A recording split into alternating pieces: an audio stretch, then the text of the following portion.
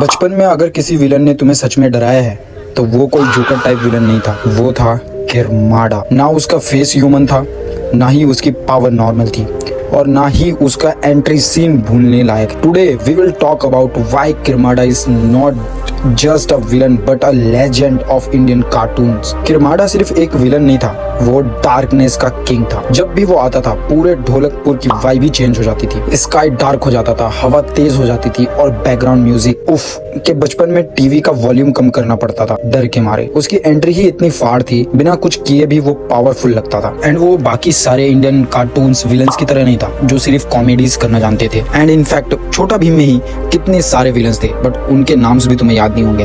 But आज भी किरमाड़ा का नाम तुम्हें क्यों याद है? क्योंकि वो बिगेस्ट एंड स्ट्रॉन्गेस्ट विलन था इन entire Indian community, in entire Indian cartoon community. Why he is so scary. देखो, नॉर्मल विलन्स क्या करते हैं? चिल्लाते हैं, अटैक करते हैं, फिर हार जाते हैं। But Kirmada is build different. उसका डिजाइन ही नाइटमेयर फील होता है। बड़ी आंखें, डार्क बॉडी, क्रीपी स्माइल, और उसकी voice bro just nail it. उसकी जो वॉइस थी वो तो एकदम ही अलग हिट होती है। मतलब बचपन में तुम नॉस्टैल्जिया अगर तुम्हें याद हो तो बचपन में मैं खुद और मेरे दोस्त एंड मेरे भाई एंड बाकी सारे लोग ये फील कर दें कि जब वो आता था एंड उसकी आवाज आती थी तब हम लोग खुद अंदर से डर जाते थे। Most evil smile and most evil आवाज थी उसकी, इससे तुम भी रिलेट करोगे। वो वॉइस सुन के ही डर लगता था ब्रो। सबसे डेंजरस बात, वो कभी जल्दी डिफीट नहीं होता था।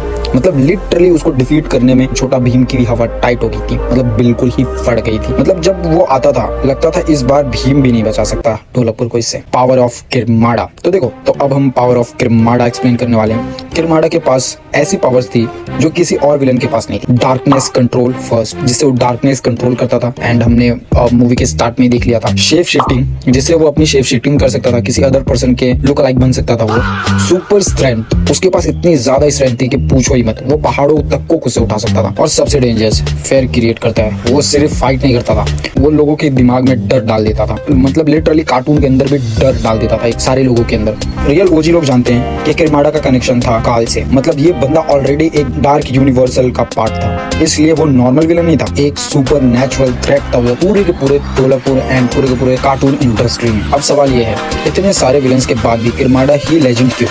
Because he is actually felt dangerous. उसका वाइब अलग था, हॉरर प्लस पावरफुल। मतलब अगर बच्चों के सामने वो उस टाइम पे, जिस टाइम पे हम देखा करते थे उसको चाइल्डहुड में, वो आ जाता था तो हमें डर फील हो जाता था। और उसके एपिसोड आज भी हम लोगों को याद है, हमारी जैसे बच्चों लोगों को याद है। बचपन में सबको एक विलन याद है और इंडियन किड्स के लिए वो है किरमाड़ा। तो देखो, ये वीडियो थी किरमाड़ा के ऊपर, एंड ये मैंने एक्सप्लेन किया कि किरमाड़ा इतना ज्यादा हॉरर फील क्यों देता था, एंड पूरे के पूरे इंडियन कार्टून कम्युनिटी में सबसे बिगेस्ट, सबसे स्ट्रॉन्गेस्ट हॉरर विलन कौन था उसके बारे में। तो नेक्स्ट टाइम जब कोई बोले इंडियन कार्टून वीक्स होते हैं, उन्हें बस एक नाम याद दिला दे, किरमाड़ा। बिकॉज लेजेंड्स कभी मरते नहीं, वो सिर्फ यादों में और ज्यादा स्कैरी हो जाते हैं।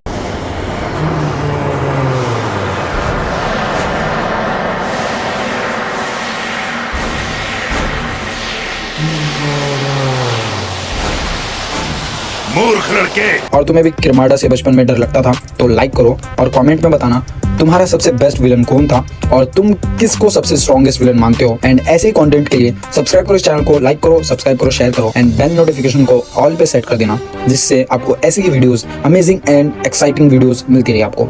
सायोनारा।